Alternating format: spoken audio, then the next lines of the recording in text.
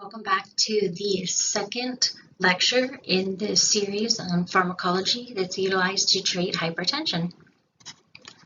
In the last lecture, we spoke about ACE inhibitors, ARBs, direct renin inhibitors, and beta blockers. So today we'll start by talking about calcium channel blockers. Calcium channel blockers are first-line therapy in hypertensive patients who are Black. Remember that calcium channel blockers, as well as thiazide diuretics, have been associated or shown to have better outcomes in Black patients. Numerous studies have shown this, that they're simply associated with better outcomes in Black patients as compared to ACE inhibitors, ARBs, the typical first-line therapies that we would use in patients who are non-Black. So calcium channel blockers first line in hypertensive patients who are Black. Calcium channel blockers can also be added onto initial therapy. So if a patient is on an ACE inhibitor or on an ARB and you're not able to get them to target blood pressure, calcium channel blockers can be added on in that case. CCBs or calcium channel blockers can be useful in hypertensive patients who can't take beta blockers. So there are various reasons that patients can't tolerate beta blockers.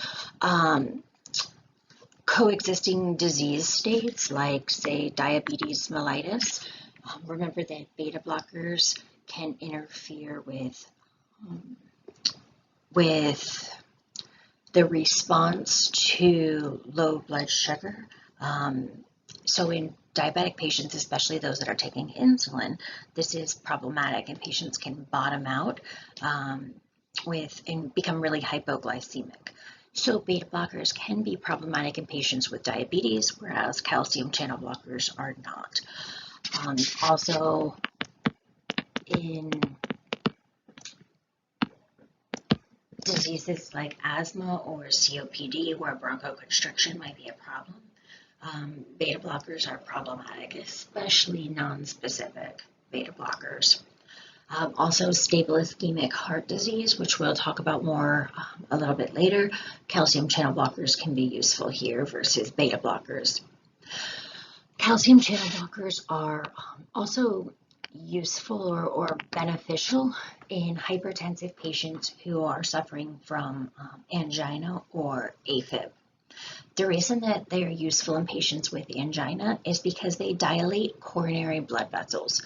Right? So the angina occurs because of ischemia, a lack of blood flow to the actual myocardium. So the calcium channel blockers dilate those coronary blood vessels, which results in increased blood flow to the myocardium, which relieves the angina, as well as the hypertension. Also, some calcium channel blockers, specifically verapamil and diltiazem, which you see down here, verapamil and diltiazem, they also decrease oxygen demand of the heart, which would also help with angina. Right? The heart is requiring less oxygen and you increase blood flow. Both of those things help with angina. The way that verapamil and diltiazem decrease oxygen demand in the heart is because they're negative inotropes. They decrease the strength of contraction of the ventricles. Verapamil and diltiazem are also useful in hypertensive patients who also have AFib. So that's what I mean by this little asterisk right here, is that it's not all calcium channel blockers. However, verapamil and diltiazem are also useful for AFib. The reason is that they slow AV conduction. So slowing AV conduction helps with the AFib. When we look at the different effects, different calcium channel blockers have different effects. And we see some of this over here in this picture on the right. So real quick, let's just talk about the different types of calcium channel blockers, and then we'll look at the differences in their effects. So different types of calcium channel blockers. We used to classify them as either dihydropyridines or non-dihydropyridines. Now, instead of saying non-dihydropyridine, we're more specific and we break that up into diphenylalkylamines. And diphenylalkylamines, there's only one of them in the States, and that's verapamil. And then benzothiazepines, again, there's one in the United States, that's diltiazem. Okay, so verapamil and diltiazem are kind of like their own beasts. They have a lot of similarities, but they are structurally different from each other. All the rest of the calcium channel blockers are dihydropyridines. So dihydropyridines include amlodipine, clozapine, felodipine, nifedipine. Nifedipine was like the classic calcium channel blocker that or the classic dihydropyridine calcium channel blocker. Amlodipine is used a lot now because amlodipine has a long half-life, so it can be dosed once daily even without an extended release version. So when we look at the calcium channel blockers, they're all useful in angina because they all dilate coronary blood vessels. We said that it's only the verapamil and the diltiazem that are negative inotropes that decrease contractility of the heart, so they decrease oxygen demand on the heart, which has some other important effects we'll talk about in just one second. When we look over here, you see dilation of coronary vessels, right? They all do this. Nifedipine, again, is representing the dihydropyridines, so nifedipine is representing everything else. As far as slowing AV conduction goes, you'll notice it's just the verapamil and the diltiazem that do this. Verapamil has more of an effect on slowing AV conduction, but diltiazem also does have a noticeable effect here, whereas the dihydropyridines do not have an effect in slowing AV conduction. So diltiazem has less of an effect on AV conduction. Diltiazem is also less of a negative inotrope, right? So diltiazem has less of a decrease of contractility of the heart, but it's still more so than the dihydropyridines. When we look at diltiazem, diltiazem has a much better side effect profile than the other calcium channel blockers, which you see down here at the bottom. So if you're looking at tolerability and which of the calcium channel blockers are best tolerated, that is by far diltiazem. However, when we look at using verapamil and diltiazem, which are again the ones that are not dihydropyridines, so these two non-dihydropyridines, these can both verapamil and diltiazem can exacerbate heart failure. And the reason for that is that negative inotropic effect. Decreasing the contractility of the heart can end up causing an exacerbation of heart failure. We'll talk about that in more detail a little bit later, though.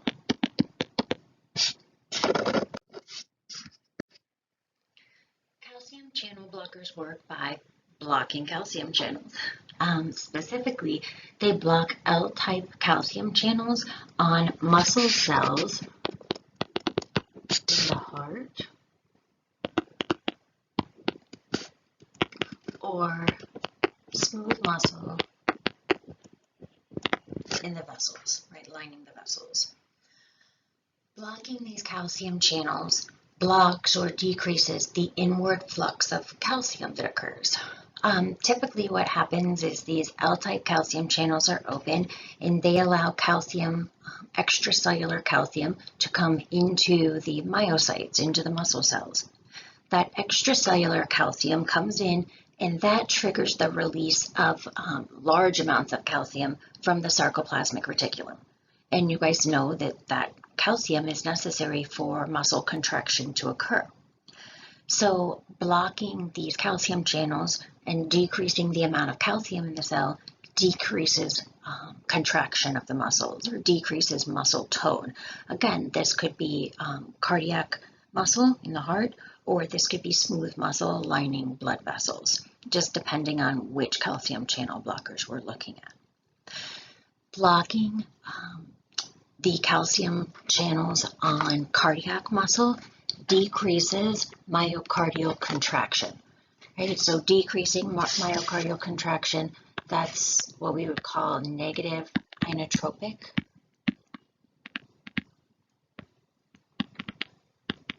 Right? That's a negative inotropic effect. We just mentioned on the slide before that not all calcium channel blockers are created equal. They don't all do this in the same way. Verapamil is the strongest negative inotrope. So verapamil decreases myocardial contraction the most.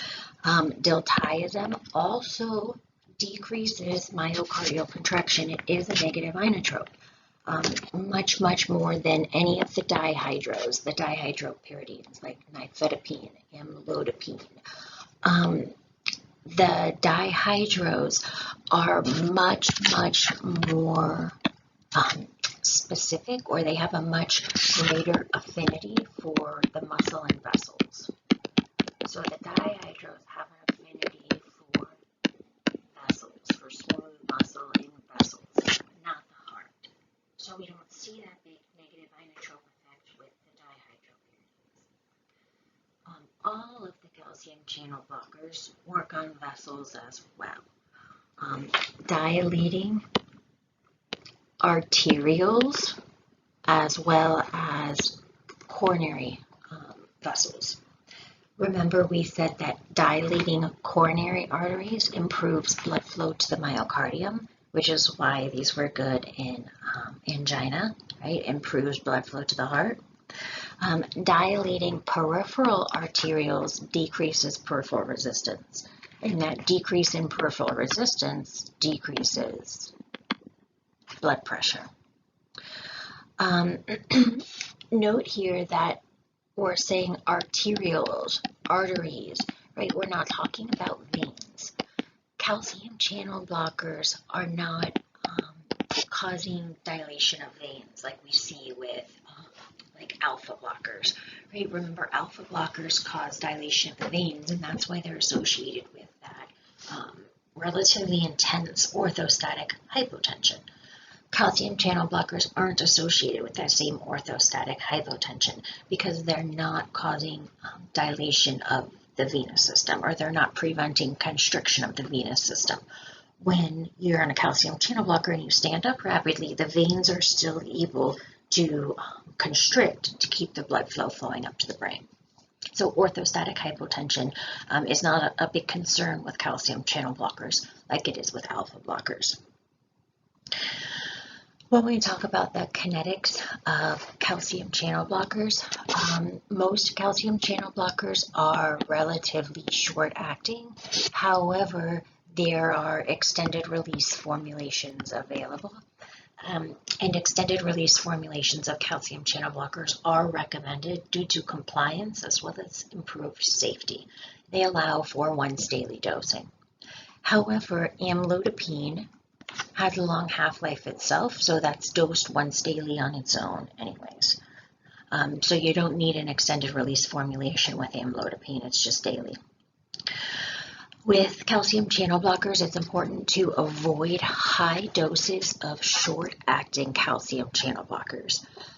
This can be associated with myocardial infarction. The reason for this is the dilation causes marked cardiac stimulation. There's a reflex increase in cardiac activity, and that can lead to an MI. So it's better to give more steady ER formulations and not super high doses, or the amlodipine at a typical dose avoids that issue as well. Here we see some of the side effects that are associated with calcium channel blockers. Because of the dilation of arterioles, they can cause flushing, right? Dilating the arterioles brings more blood up into the arterioles and up to the surface, so flushing is experienced. Any blood pressure medication, any antihypertensive drug can cause hypotension, right? We see this over and over, and this makes sense. We're lowering the blood pressure. So if you lower it too much, then the person experiences hypotension. And there are certain symptoms or certain side effects that kind of go along with hypotension, right? So things like dizziness and headache are signs that the blood pressure might be too low. Calcium channel blockers are also associated with peripheral edema, so that's something to monitor and to look out for. Verapamil specifically is commonly associated with constipation and first-degree heart block. The constipation, again, is very common and it can be quite severe. Constipation with verapamil is dose dependent, so making sure you're using the lowest necessary dose or the lowest possible dose can help to limit that constipation. And then also being aware of it, counseling the patient about it and trying to prevent it, making sure that with diet, with stool softeners, that you're preventing the constipation before it gets too severe. Verapamil and diltiazem should both be avoided in patients with heart failure or AV block. The heart failure is because, remember, both verapamil and diltiazem are negative inotropes. So that negative inotropic effect can exacerbate heart failure or can precipitate an exacerbation of heart failure. So both of those should be avoided in patients who have heart failure. The issue with AV block is because both verapamil and diltiazem decrease the speed of conduction. So that can worsen AV block. The dihydropyridines specifically, which remember include drugs like, for example, nifedipine or amlodipine.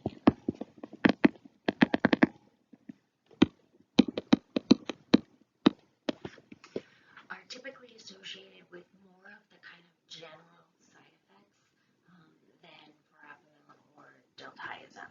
So more dizziness, headache, fatigue, those kind of hypotensive side effects are seen more with the dihydropyridine than with the verapamil and diltiazem. They can also be associated with gingival hyperplasia as well.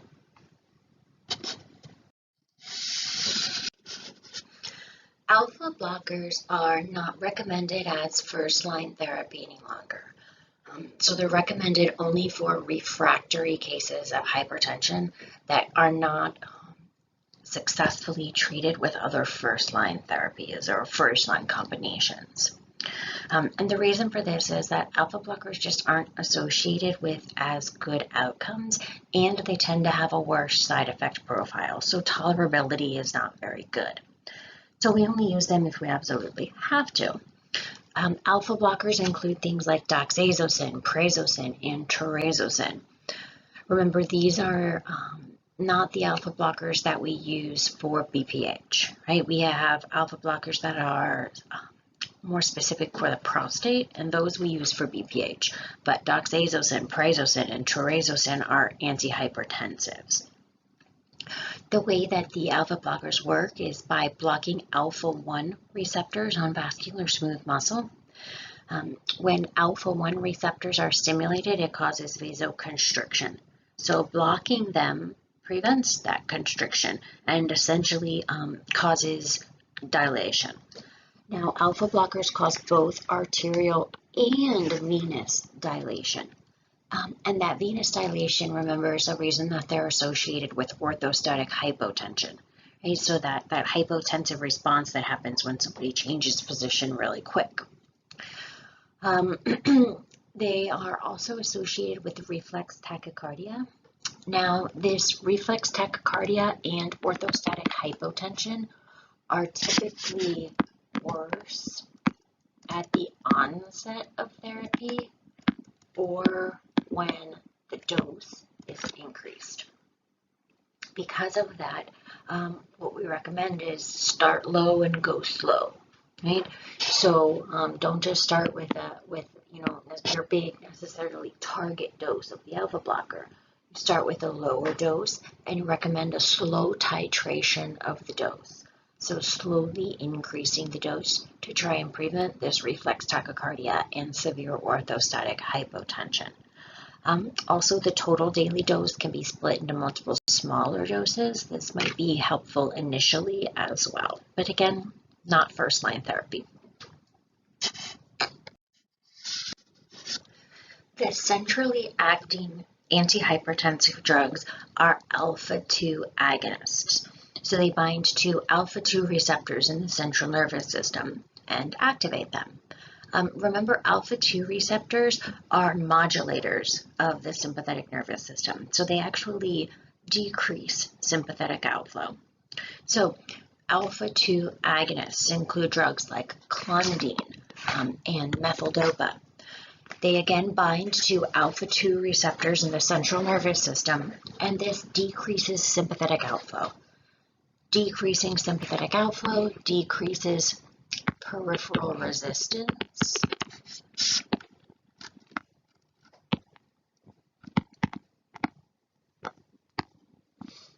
In order to decrease blood pressure. Clonidine is not a first-line agent.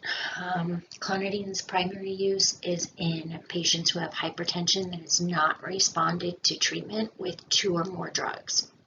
So if you've already have a patient on 2 drugs that are both optimized and you're still not at goal, you could add clonidine or even another agent, and then if you're still not at goal, add clonidine. So it shouldn't be used typically as monotherapy. It's added on once you've tried other first-line agents. Clonidine can be useful in hypertension that's complicated by renal disease, and this is because it does not. So clonidine does not decrease renal blood flow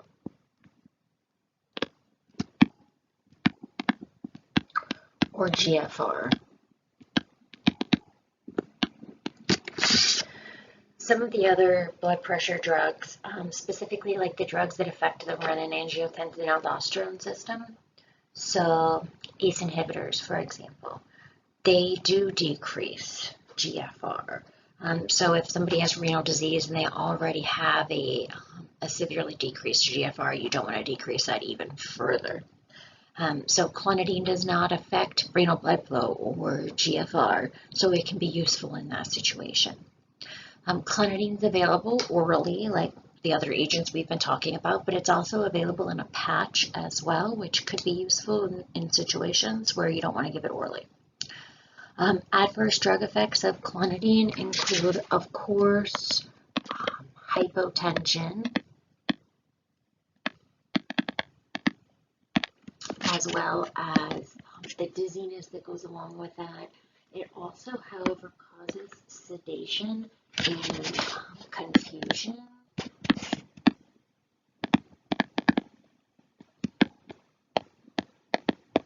As well as dry mouth and constipation as well.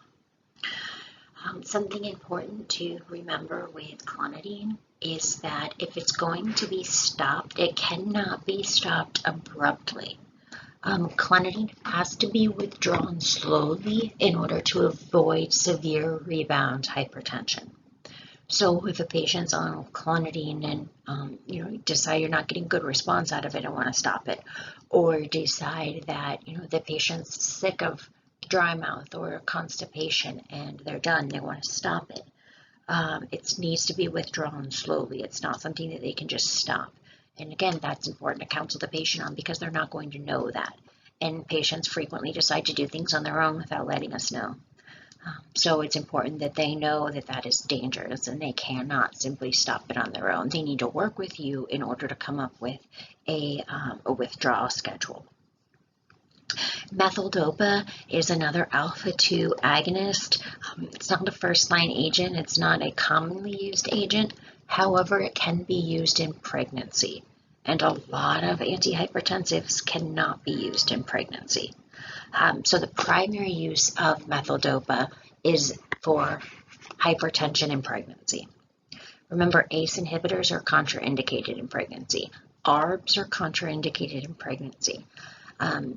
Beta blockers can be used in pregnancy. Remember, specifically, we said labetalol. Labetalol is one that's used in pregnancy, but methyl-dopa is also used in hypertension during pregnancy. Otherwise, we don't use methyl-dopa very much. It's not tolerated very well, and it's kind of a pain in the butt to take, and it's not the most active of drugs. So sedation and drowsiness frequently limit its use, as well as the fact that it's got to be taken multiple times daily. So compliance isn't as easy as other drugs that are once daily dosing. Vasodilators include hydralazine and minoxidil. These are direct-acting smooth muscle relaxants. So they work directly in the vessels and they cause relaxation of the smooth muscle in the vessel. This allows for dilation of vessels and decreased total peripheral resistance. Decreasing that resistance decreases blood pressure. These are not recommended as primary therapy for hypertension because they're associated with a lot of reflex effects that are problematic.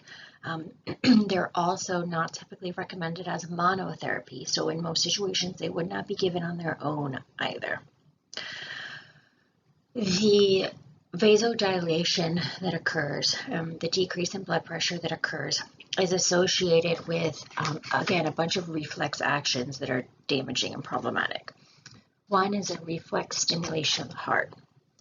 The reflex to this vasodilation is an increase in heart rate and an increase in contractility.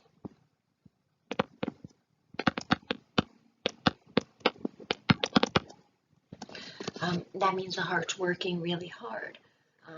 When the heart works that hard, it increases the oxygen demand of the heart. And because of that, it can be associated with angina, right, which you see down here in the adverse drug effects. The vasodilators can also cause a reflex increase in renin, right? So think about that whole renin, angiotensin, aldosterone system. And that reflex increase in renin is associated with an increase in sodium and water retention.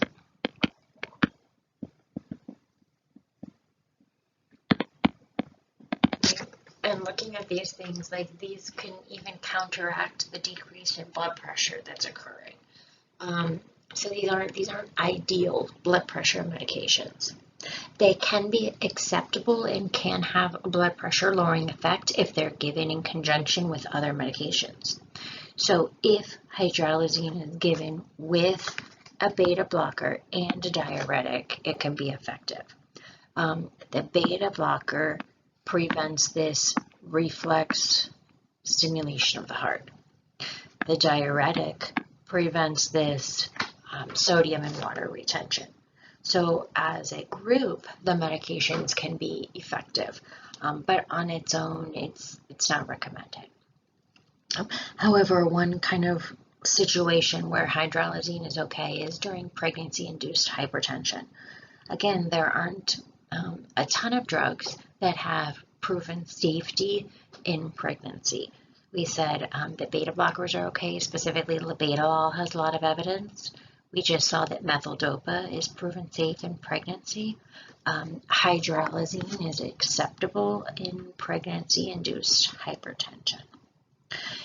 Adverse drug effects of vasodilators include hypotension, headache and dizziness, as well as tachycardia. Remember, there's a reflex stimulation of the heart, so tachycardia can occur. Because of that, arrhythmias can occur. We said already that angina can occur. Nausea and sweating are also seen as well. At high doses, these can cause a lupus-like syndrome, but it's not permanent. It does stop upon discontinuation of the drug. Minoxidil is interesting. Minoxidil is associated with hypertrichosis.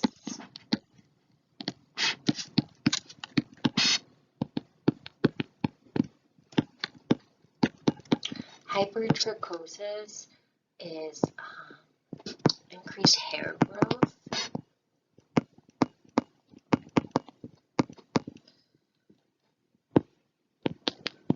So increased body hair growth. So minoxidil can start causing more hair to grow.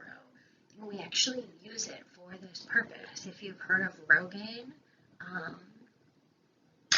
the Rogaine that's rubbed on your head to treat male pattern baldness, this actually came from when they first started studying minoxidil. So they were making minoxidil as a blood pressure medicine, and they noticed that it happened to cause hypertrichosis. So then they wanted to take advantage of this and use it to treat male pattern baldness. But when it's being given for blood pressure, realize that this is a possible side effect that can occur. A hypertensive emergency is a rare but possibly life-threatening elevation in blood pressure. There's a difference between a hypertensive urgency and a hypertensive emergency, a difference in definition and a difference in the way that we handle it. Hypertensive urgency is a severe elevation of blood pressure, systolic blood pressure greater than 180 and or diastolic blood pressure greater than 120. So severe elevation in blood pressure without any evidence of target organ damage.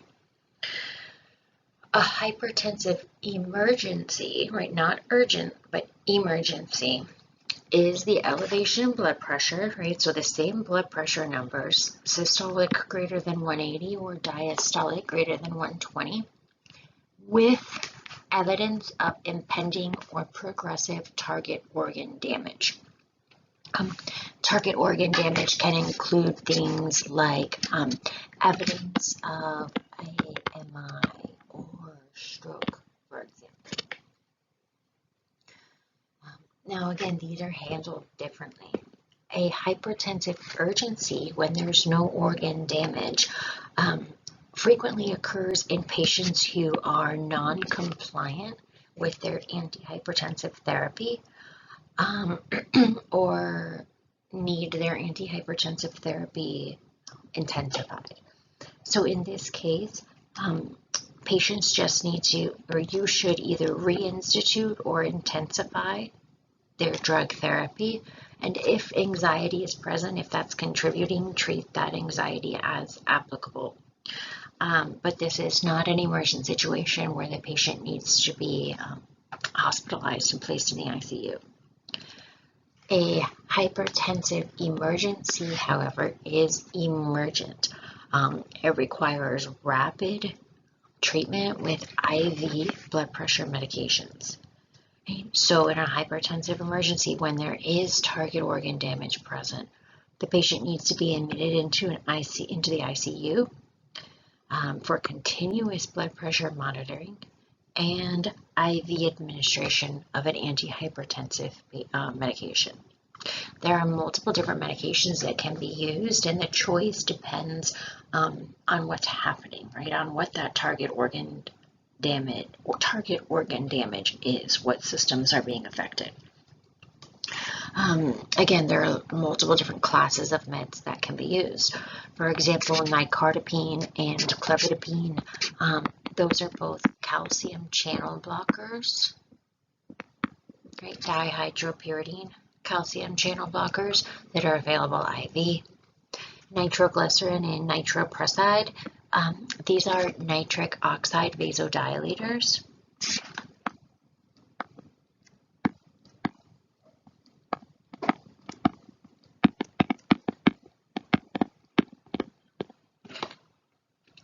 Esmolol and labetalol are beta blockers that are available IV. Fendolipam, we talked about in Pharmacology 1. Fendolipam, remember, is a dopamine agonist. But the point here is that this is an emergency that requires rapid treatment and constant monitoring.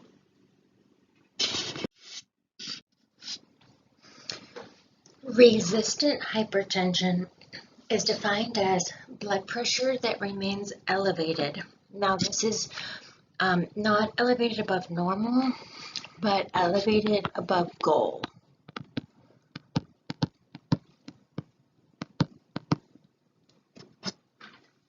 So blood pressure that remains elevated above goal despite an optimal 3-drug regimen that includes a diuretic. So notice this is an optimal 3-drug regimen. So not just throwing any 3 drugs, but 3 drugs have been optimized, their doses have been optimized, and drugs that make sense together. We'll talk about that more in just 1 second. Causes of resistant hypertension include things like poor compliance. This is very frequent, and not just with hypertension. Diabetes is another one where this is really frequent. There are many reasons why patients don't take their medicine, but it's your job as a practitioner to try and prevent this and to ask enough questions so that you can figure out when poor compliance is an issue and then to help figure out a way around it. If a patient is not taking their drugs, the drugs don't work. So you don't want to change to another medication thinking that they failed something if they simply weren't taking it to begin with. So poor compliance, this could be anything because from it's too expensive to maybe it causes side effects that make them miserable, and the hypertension didn't make them miserable to begin with, so they'd rather just have the hypertension. It's important that they know that the hypertension, even though they don't have symptoms from it, it's causing problems, and they will have symptoms later. So just good patient counseling is really important here to ensure good compliance. Alcohol intake, excessive alcohol intake can also be associated with resistant hypertension. Other conditions that are associated with resistant hypertension include things like diabetes mellitus, obesity. If somebody has a diet with a high salt intake,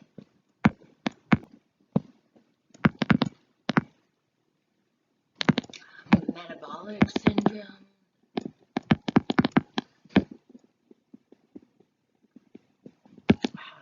sleep apnea, I'm running out of room, hyperaldosteronism. All of these can also be associated with resistant hypertension. There are some medications that can cause hypertension or can cause be associated with resistant hypertension. These include things like NSAIDs, which is non-steroidal anti-inflammatory drugs, like ibuprofen, for example. Ibuprofen is an NSAID. Also, actual steroids, so corticosteroids.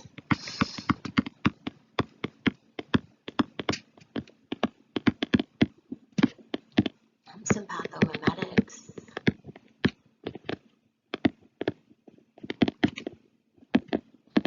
Sympathomimetics mimic the sympathetic nervous system, right? So they would cause or stimulate hypertension. Other causes of resistant hypertension include improper prescribing, right? So essentially you're just not treating the hypertension correctly, makes it look like they have resistant hypertension. You've got them on 3 drugs, including a diuretic, and they're still above goal. But in that case, really, it's improper prescribing that's the problem. And if you're prescribing appropriately or correctly, then the person would be at goal. So prescribing issues that can lead to resistant hypertension include insufficient dose. Okay, so that makes sense. Doses need to be optimized. And improper drug pairing. So what we mean by improper drug pairing is that you're giving multiple drugs with the same mechanism of action or a similar mechanism of action. So if I have a patient who's on 3 drugs, for example, and they're above goal, and I look at those 3 drugs and I have them on a thiazide diuretic, so say I have them on hydrochlorothiazide, and then I also have them on an ACE inhibitor, and I have them on an ARB. To me, I look like, okay, I've got 3 drugs here, I've optimized their doses, so this must be resistant hypertension. But think about that and try and figure out where the problem is. The problem is that ACE inhibitors and ARBs have a similar mechanism of action. They both work on the renin-angiotensin-aldosterone system. So that's not a proper 3-drug combination. I could get rid of the ARB and put something else in its place, right? Or get rid of the ACE and put something else in its place. So we could add a beta blocker or a calcium channel blocker or some drug that has a different mechanism of action so that you're hitting the hypertension from all different angles. If you remember in the very first lecture, we looked at that big flow chart and it showed you all of the different things that go into increasing blood pressure, right, or hypertension. Everything from the renin-angiotensin-aldosterone system to cardiac output, right, contractility and heart rate, to vessel diameter and total peripheral resistance. There's blood volume. There's all these different things that go into hypertension. So we can attack the hypertension at all of these different mechanisms.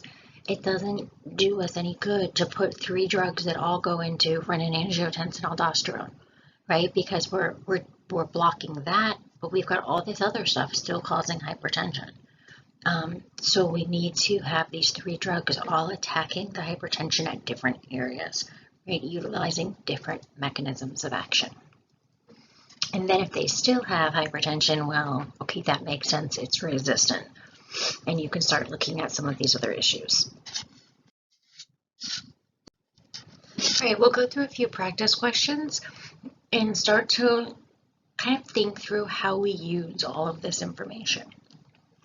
So this first one, a 59-year-old white male, so he's white, that matters to me, right? Because we treat Black and white patients differently in hypertension. Presents for the treatment of hypertension. Pertinent medical history includes diabetes mellitus, hyperlipidemia, and hypertension. His blood pressure reading is 150/90 on 2 visits. Which of the following is the best initial therapy in this patient? Okay, so he does have hypertension, right? That's my first kind of thought. Remember, we've got to have an elevated blood pressure on 2 visits. Looking at the choices, I don't have to choose between whether I'm going to start him on 1 or 2 drugs. So I'm not super worried about the number at this point, but it's high. It's hypertension on 2 visits. So my choices. Enalapril, the ACE inhibitor, is a great choice, right? ACE inhibitors and ARBs, as long as they can tolerate them and the patient's white, that's a great choice. They're really good drugs. They're associated with great outcomes. So I'm going to keep that enalapril, that ACE inhibitor, in the back of my head. Hydralazine is not recommended as first-line therapy and not recommended as monotherapy, right? It should not be given by itself. So no. Verapamil, the calcium channel blocker, if this patient were Black, I would consider verapamil, but they're not. So it is not a first-line therapy, or it's definitely not better than the ACE inhibitor in this patient. Metoprolol, Metoprolol is a beta blocker. There are a few things with this patient that concern me with the metoprolol. One is the diabetes. I don't know if the patient's insulin dependent or not, but remember, beta blockers can be problematic with diabetic patients because they block the response, the glycogenolysis, or the response to hypoglycemia. So the diabetes makes me want to say no to the metoprolol. The hyperlipidemia also makes me want to say no to the beta blocker.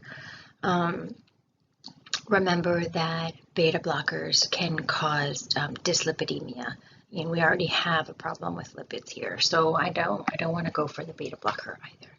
So in this patient, the best initial therapy choice out of these that were given is enalapril, right, the ACE inhibitor.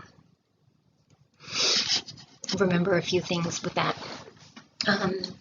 Before you start the enalapril, you're going to check electrolytes, right? Specifically, we're really worried about potassium here. And you're going to do a serum creatinine, right? You want to check your baseline serum creatinine because ACE inhibitors can increase their serum creatinine, and we need a baseline to see how much it's increasing. All right, next question. Which antihypertensive can cause the rare side effect of angioedema? Right off the bat, angioedema, right, the swelling of the throat, is a rare but serious side effect that occurs with ACE inhibitors, mostly ACE inhibitors. There is also a warning for it with ARBs and renin inhibitors, but not nearly as much. That's very precautionary. ACE inhibitors are the drugs that we classically associate with angioedema. So I'm looking for an ACE inhibitor. Amlodipine.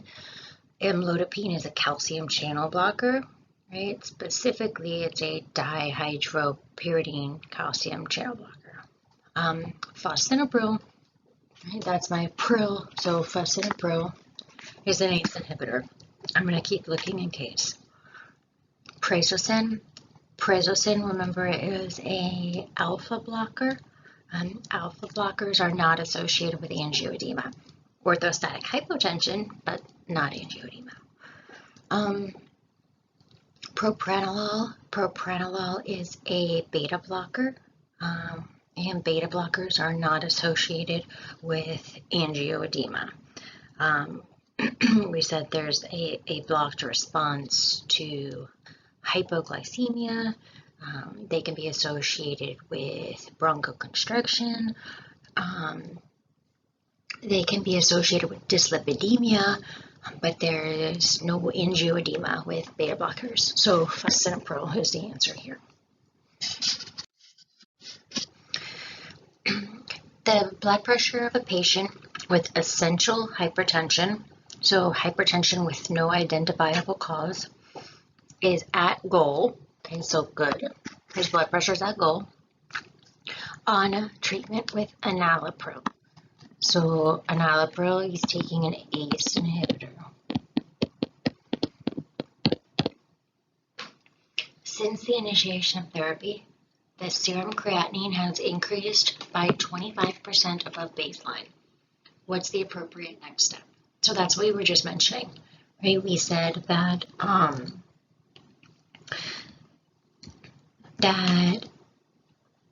ACE inhibitors can cause increases in serum creatinine, so we monitor serum creatinine, and then also they can cause hyperkalemia, so we also monitor serum electrolytes.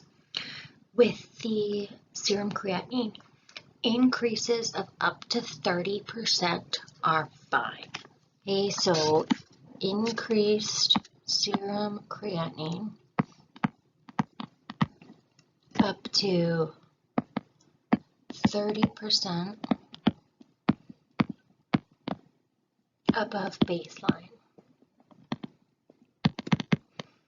is okay, not a problem. So this guy's serum creatinine has increased by 25% above baseline, So that's okay. He's in the okay mark. So I'm not worried about that serum creatinine increase. Regarding his blood pressure, it's telling me that he's at goal. So good. Reading this, I'm happy. There's nothing I'm worried about here. So the next step, discontinue enalapril? No. If they told me that the serum creatinine increased more than that, I would be worried about the enalapril, but it didn't, so no. Reduce the dose of enalapril? No, there's no problem. The serum creatinine increase is okay, that's fine, and he is at goal. So decreasing the dose would probably allow his blood pressure to increase, and then he would no longer be at goal.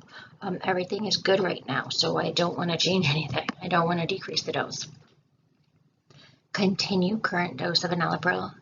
Yes, I'm happy. Everything is where it should be. Let's continue the current dose and continue our monitoring to make sure that everything remains where it should be. Increase the dose of enalapril? No, he's at goal, right? There's no reason to increase the dose if he's at goal. That's going to bring his blood pressure down too low. So just continue the current dose of enalapril. Okay, which drug can precipitate a hypertensive crisis following abrupt discontinuation of therapy? Clonidine, diltiazem, valsartan, hydrochlorothiazide. Right off the bat, clonidine should jump out at you. Clonidine needs to be slowly decreased. Patients need to be weaned from clonidine while other antihypertensive drugs are being initiated. So getting off the clonidine while getting on something else. Otherwise, that can precipitate a hypertensive crisis. Beta blockers are other drugs that should be decreased slowly when a patient's getting off of it, but none of the other choices are beta blockers. Diltiazem is a calcium channel blocker, valsartan is an ARB, and HCTZ is a thiazide diuretic. Okay, a patient's on 3 antihypertensive medications and has developed a persistent dry cough. He's currently taking atenolol, lisinopril, and hydrochlorothiazide. Which of these medications is likely to blame? So looking at the medications, atenolol is a beta blocker, a cardioselective beta blocker. Lisinopril is an ACE inhibitor, and hydrochlorothiazide is a thiazide diuretic. Lisinopril, the ACE inhibitor, is associated with a persistent dry cough, and sometimes this can start after a long period of therapy. It doesn't have to be right in the beginning. So somebody might be stabilized and then develop this dry, persistent cough. So it's always something to keep in mind. The patient could be switched to an ARB. ARBs, or angiotensin receptor blockers, are less likely to cause the dry, persistent cough, so that would be a viable alternative to try.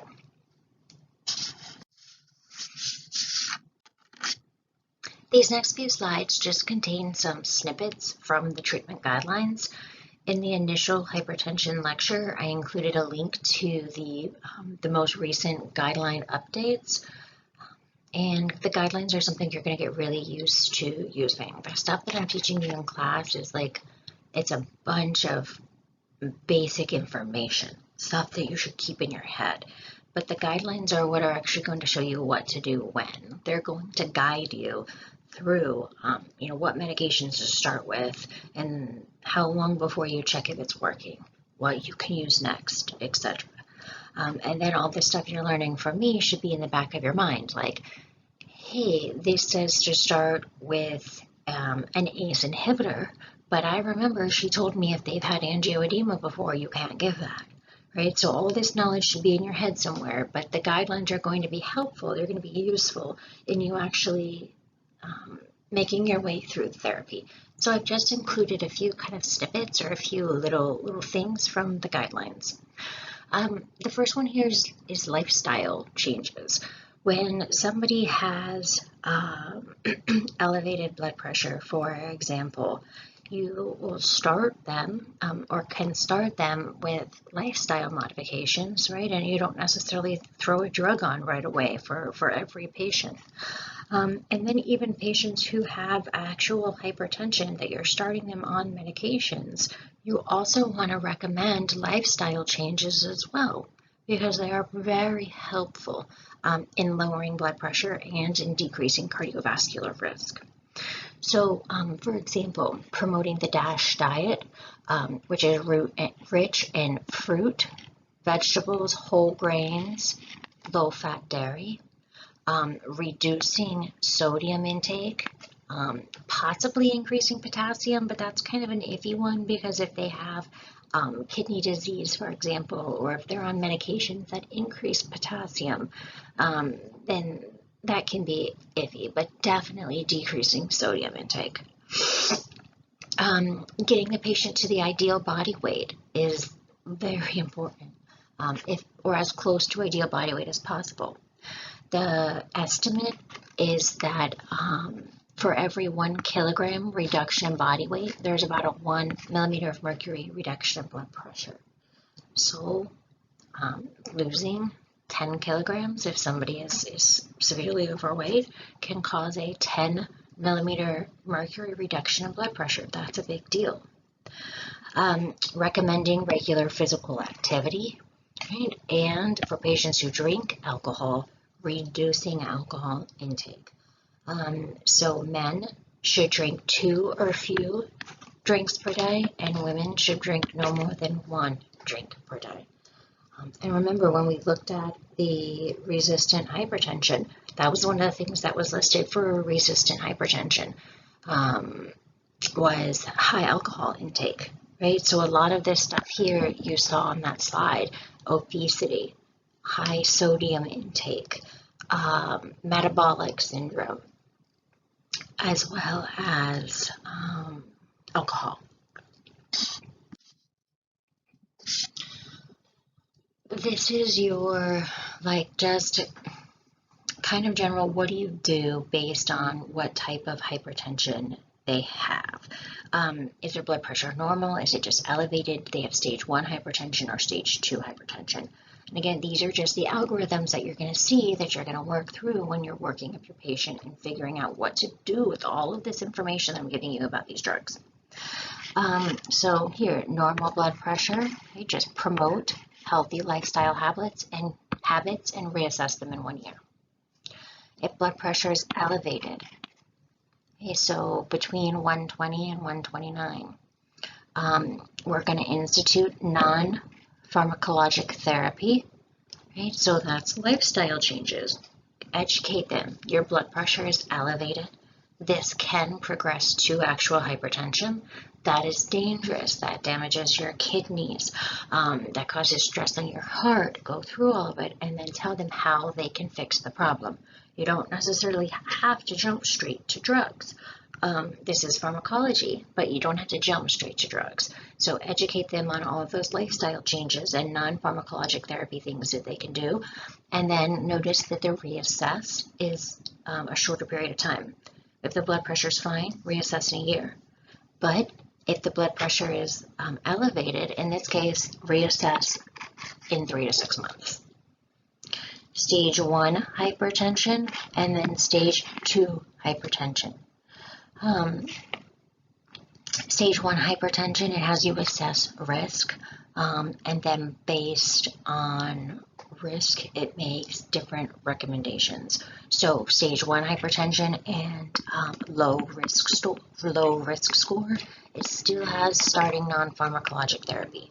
High risk score, you can start with blood pressure medication. Stage 2, it has starting with blood pressure medication. So again, you'll just kind of work your way through the algorithm, and it'll guide you in whether you start medication or not, and how long you wait before you reassess. All right, last couple things from the guidelines. This slide and the next slide just have the huge charts with all of the different drugs. And this kind of summarizes all the information we went through in the past 2 lectures. And then it also has like doses, the dose ranges, and dosing frequency in there as well. So it's got a little bit of extra information that is helpful, obviously, when you're actually writing the prescription. You'll notice that this is organized by primary agents up here, and then down here and on the next slide are secondary agents. So thiazide diuretics and calcium channel blockers. Remember, those are typically primary agents in Black patients, or if there's something else going on. ACE inhibitors and ARBs are primary agents in most patients. And then again, you just see little notes over here. So just like a little tidbit for ACE inhibitors, do not use in combination with ARBs or direct renin inhibitors. We just talked about that. They work in the same way, so you don't put them together. Also, for ACE inhibitors, increased risk of hyperkalemia. We talked about that. It increases potassium, so we monitor electrolytes.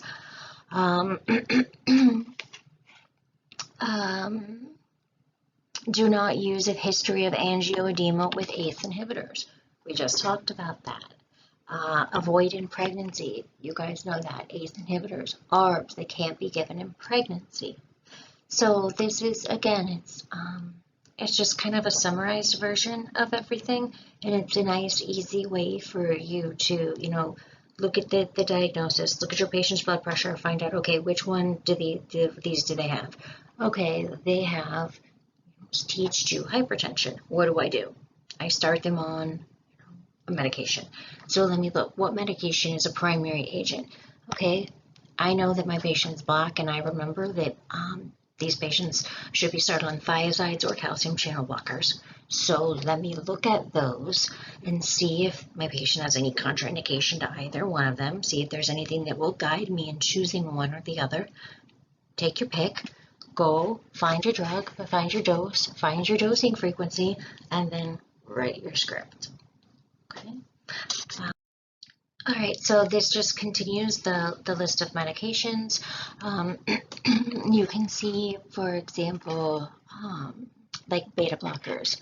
Right? Beta blockers are listed under the secondary list because they're not typically first-line agents, except in specific patients.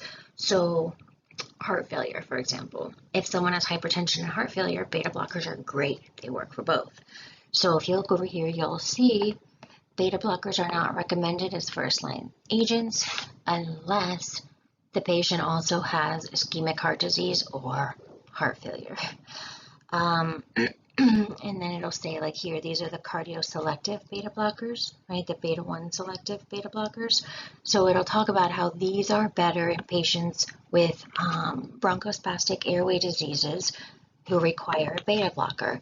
Down where it has the non-selective beta blockers, it'll probably say the opposite, right? To avoid in patients with restrictive airway diseases, which it does, right? Avoid in patients with reactive airway diseases like asthma.